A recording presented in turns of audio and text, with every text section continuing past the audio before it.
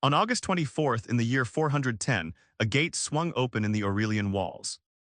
For the first time in 8 centuries, a foreign army poured into Rome. They were Visigoths led by a king named Alaric. They did not come to conquer the city but to sack it. For 3 days, they took what 800 years of empire had built. This was not just a raid, it was a psychic fracture. Rome was the eternal city. Its walls had never been breached by a foreign enemy. The event sent shockwaves across a crumbling world. In far-off Bethlehem, the theologian Jerome wrote it felt as if the light of the whole world had been extinguished. The unthinkable had become fact, the empire's heart could be touched. Yet Rome had been dying for generations, the rot was systemic. Emperors were made and unmade by the army in quick, violent succession. The economy strained under crushing taxes, and a currency devalued to worthlessness. Vast frontiers from Britain to the Danube were porous and impossible to defend. The state had grown too big, too complex, and too brittle to sustain its own weight. Alaric's Goths were merely the symptom of a terminal condition. The sack of 410 was the turning point. It proved the empire's power was an illusion. Provinces began to break away for good. The western half of the empire would limp on for just 66 more years before its final emperor was deposed. But on that August day, as smoke rose over the Forum, the idea of Rome as an unshakable force ended. The chaos of collapse had found its way to the very center. Before the sails appeared on the horizon, before the first horse was seen, the Aztec Empire stood at a height of power few could. Its capital, Tenochtitlan, was a city built on a lake. Canals served as roads and aqueducts brought fresh water. With a population nearing 250,000, it was larger than any city in Europe at the time. The great temple pyramid, the Templo Mayor, towered over the central plaza. A constant reminder of the god's favor and the emperor's absolute authority. This was not a scattered territory, it was a complex system of control. The Aztec Huitzilopochtli, the emperor, ruled from the city's center. Through a combination of military might, political marriage, and calculated terror. The Triple Alliance, Tenochtitlan, Texcoco, and Tlacopan dominated central Mexico. Tribute flowed in from conquered provinces, feathers, jade, cloth, and food. The empire's economy and its cosmology were built on this flow. Ritual warfare, the Flower Wars, provided a constant supply of captives for sacrifice, sustaining the cosmic order. To an observer in 1518, the system seemed unbreakable. The military was disciplined and fierce, the political structure was intricate. The city was an engineering marvel, yet this very strength contained the seeds of chaos. The empire was a patchwork of resentful, subjugated peoples. They paid tribute under threat, their loyalty forged not by shared belief but by fear. The stability of Tenochtitlan was absolute, but it was brittle. It depended entirely on the continued flow of tribute and the unchallenged belief in Aztec divinity. Any crack in that perception, any interruption in that flow, could bring the entire structure down. And across the sea, a force was sailing that would exploit precisely those cracks. But as Tenochtitlan fell in a sudden, violent storm, another empire was dying by 1,000 cuts. Far to the east, the Byzantine Empire, Rome's eastern successor, had stood for 1,000 years. Its capital, Constantinople, was a marvel of the medieval world. Massive triple walls guarded a city of palaces, libraries, and golden-domed churches. For centuries, it was the richest and most sophisticated city on earth. Yet its survival was a constant, exhausting struggle. The empire's weaknesses were baked into its geography and its politics. It sat at a permanent crossroads, pressed from all sides. To the east, the Persian Empire and later Arab caliphates demanded endless wars. To the north, Slavic and Bulgar tribes pushed across the Danube. To the west, former allies in Rome and Venice often eyed Constantinople with more greed than fellowship. Internally, the state was rigid and complex. A vast bureaucracy necessary to manage the sprawling provinces became slow and corrupt. Tax burdens on farmers grew heavier, pushing them into poverty and weakening the rural heartland that fed the armies. The pressure was relentless. Even great military victories, like those of Emperor Basil II in the 11th century, only bought temporary respite. The true turning point came not from a single battle, but from a slow bleed. In 1071, at the Battle of Manzikert, a Byzantine army was shattered by the Seljuk Turks. The empire lost the fertile heart of Anatolia, its primary source of soldiers and grain. It was a wound from which it never truly recovered. From that moment, Constantinople became a brilliant, gilded shell, a magnificent capital with an empire that was, year by year, crumbling away behind its legendary walls. The Roman Empire crumbled under its own weight. The Aztec and Byzantine fell to external siege. But the Mongol Empire, history's largest contiguous land empire, faced a different end. It fractured from within. Born from the will of one man, Genghis Khan, it was an empire held together by loyalty, terror, and sheer momentum. At its peak, it stretched from the Pacific Ocean to the gates of Vienna. Yet this very scale became its undoing. The empire was simply too vast to govern from a single center.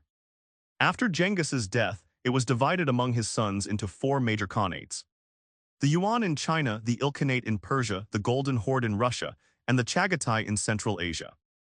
Initially, a fragile unity persisted, but within a few generations, the bonds of kinship frayed. The khanates, each rich with their own conquered territories, began to see each other not as brothers, but as rivals for resources and trade routes. The Ilkhanate and the Golden Horde went to war over the Caucasus in the 1260s, a devastating conflict between cousins. The Yuan dynasty in China under Kublai Khan grew increasingly distant, adopting Chinese customs and administration, which alienated the steppe traditionalists in other khanates. The central authority of the Great Khan evaporated. The once unified postal system, the Yam, broke down. Commanders stopped answering calls to arms from other parts of the empire. The Mongol Empire did not fall to a superior enemy. It quietly dissolved into a collection of squabbling states, each succumbing to the cultures they had conquered, consumed by the very chaos their founder had once mastered. The Mongol Empire had fractured from within, its unity shattered by ambition. But in 18th century France, a different kind of strain was building. It was a pressure cooker of ideas, hunger, and debt, sealed tight by the absolute authority of a king. For decades, the monarchy of Louis XVI had functioned as a rigid, top-heavy system. The king and nobility lived in unparalleled luxury at Versailles. The nation's treasury was drained by war and excess, and the common people, the Third Estate, shouldered the entire tax burden. This was the established order. It was believed to be eternal, ordained by God. Then in 1789, the sealing ring broke. It began not with a guillotine, but with a pen. Facing bankruptcy, the king reluctantly summoned the Estates General, a medieval representative body that had not met in 175 years. The Third Estate arrived with a list of grievances, calls for fair taxes, for a voice. When they were locked out of their meeting hall, they gathered instead in a nearby tennis court. There they swore an oath: they would not disband until France had a constitution. This was the tennis court oath. It was a direct, peaceful challenge to absolute royal power. The king's stability was already cracking. Then he made his fatal mistake. Alarmed by this new assembly, Louis XVI called loyal royal troops to surround Paris and Versailles. To the people starving from a bread shortage and electrified by new ideas of liberty, this could mean only one thing. The king was preparing to dissolve their new voice by force. The system was not reforming, it was preparing to crush them. The tension in the capital snapped.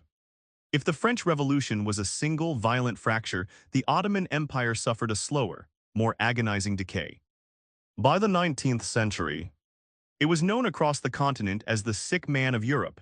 This was not a sudden collapse, but a long, escalating decline, fueled by relentless military defeats and rising nationalist fervor. The empire's military foundation began to crumble. In 1774, the Treaty of Kusuk-Kainarka forced the Sultan to cede Crimea. In 1827, a combined British, French, and Russian fleet destroyed the Ottoman navy at Navarino. The empire lost Greece, then Serbia, then other Balkan territories. Each defeat bled the treasury and emboldened internal revolts. These military losses exposed a deeper sickness: nationalism. Across the sprawling empire, subject peoples, Greeks, Serbs, Bulgarians, Armenians, began to dream of their own nations. They no longer saw themselves as Ottoman subjects. Uprisings became frequent and brutal.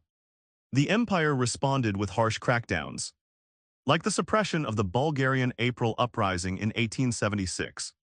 which only turned European opinion further against Constantinople. Attempts at reform came too late. Modernization efforts were often blocked by conservative religious leaders and a powerful, entrenched military class, the Janissaries. The empire borrowed heavily from European banks to survive, sinking into a debt it could never repay. By the dawn of the 20th century, the Ottoman state was a hollow shell, preserved only by the competing ambitions of the great powers who circled it, waiting for the end. The fall of the Ottomans was a slow bleed. The collapse of the Russian Empire was a sudden, violent hemorrhage. For Tsar Nicholas II, the final crisis began not in the grand halls of the Winter Palace, but in the frozen bread lines of Petrograd. It was March 1917. The Great War had ground on for 3 years, costing millions of Russian lives. The economy was shattered, people were starving and exhausted. When workers and soldiers finally mutinied, the Tsar's authority evaporated in days. He was advised his last loyal troops would not fire on the crowds. His own generals told him to step down. On March 15th, aboard his imperial train, Nicholas Romanov signed the instrument of abdication. The 300-year Romanov dynasty ended with a signature on a railway carriage table. But this was not the climax. It was only the prelude. A provisional government tried to keep Russia in the war. Meanwhile, a rival power was growing in the shadows. The Petrograd Soviet of Workers' and Soldiers' Deputies. Into this chaos returned Vladimir Lenin, smuggled in by the Germans. His Bolshevik party promised peace, land, and bread. While the provisional government faltered, the Bolsheviks organized. The climax came not in spring but in the autumn dark. On the night of November 6th, Bolshevik Red Guards moved swiftly. They seized telegraph offices, railway stations, and bridges. By the next morning, they stormed the Winter Palace. The provisional government ministers were arrested in a nearly bloodless coup. Power, as Lenin declared, now belonged to the Soviets. The Tsar was already gone. Now every last vestige of his empire was erased. The Ottoman Empire had finally crumbled. But across Europe, another imperial power remained, its territory still colored in imperial pink across the globe. This was the British Empire, emerging from the Second World War victorious but exhausted. The war had drained its treasury and shattered any illusion of permanent, peaceful control. A new kind of chaos was brewing, one not of sudden invasion but of inevitable, rolling withdrawal. In India, the crown jewel, the independence movement led by figures like Mahatma Gandhi had become impossible to ignore. The cost of containing it, both in money and moral authority, was too high. In 1947, British India was partitioned into 2 new nations, India and Pakistan. The transfer of power was devastatingly swift, triggering massive population exchanges and horrific violence along new borders. It was a stark lesson. Imperial collapse was not always a single military defeat. It could be a managed yet bloody retreat. This retreat became a wave. From the sands of the Middle East to the plains of Africa, colonial subjects demanded self-rule. In 1956, Britain's attempt to control the Suez Canal in Egypt ended in a profound humiliation. Forced to back down by American and Soviet pressure. The message was clear. Britain could no longer act as a true global power without the consent or the capital of others. The empire did not explode, it dissolved. Year by year, colony by colony, the map changed. New flags were raised in Ghana, Kenya, and Jamaica. The British Empire receded into history, leaving behind a complex legacy of shared language, disputed borders, and a world that had fundamentally moved on from the age of empires. The Russian Empire fell to the sound of gunfire and revolutionary chants. But its successor, the Soviet Union, died with a whisper. By the 1980s, the system was exhausted, the economy was stagnant. The state budget was hemorrhaging money to compete in an arms race it could no longer afford. The war in Afghanistan was a draining, unwinnable conflict. This was not a single dramatic event, but a slow, systemic failure. General Secretary Mikhail Gorbachev introduced reforms. Perestroika aimed to restructure the economy. Glasnost promised openness. But instead of saving the system, these policies exposed its fatal flaws. For the first time, state-controlled media reported on shortages, corruption, and past crimes. Long-suppressed nationalist sentiments in the Baltic states, Ukraine, and the Caucasus surged into the open. The central command from Moscow began to lose its grip. The true collapse was not televised. It happened in closed meetings and empty store shelves. It was in the quiet defiance of citizens who simply stopped believing. In August 1991, a group of hardliners attempted a coup to reverse the reforms. They failed in just 3 days, but in doing so, they shattered the last illusion of central authority. One by one, the Soviet republics declared their independence. On December 25, 1991, the red flag was lowered from the Kremlin for the last time. There was no invasion, no civil war. The world's last empire simply dissolved from within, its structure unable to bear the weight of its own contradictions. The great capitals are silent now, Rome's forums are tourist paths. Constantinople's walls are museum pieces. The Kremlin and the Forbidden City remain, but the empires they commanded have dissolved into history books. Each collapse felt like a unique catastrophe, a singular ending. But from the ashes of these 10 stories, a single, repeating blueprint emerges. It begins with a system that works until it doesn't. A political or economic model grows rigid, unable to adapt. The Roman legions could not stop migrations they did not understand. The Soviet Politburo could not process the information its own people withheld. Then comes the strain, financial exhaustion, military overreach. A growing disconnect between a ruling center and its distant provinces. The Aztec tribute network bred resentment. The British Empire's map was stained with the ink of rebellion.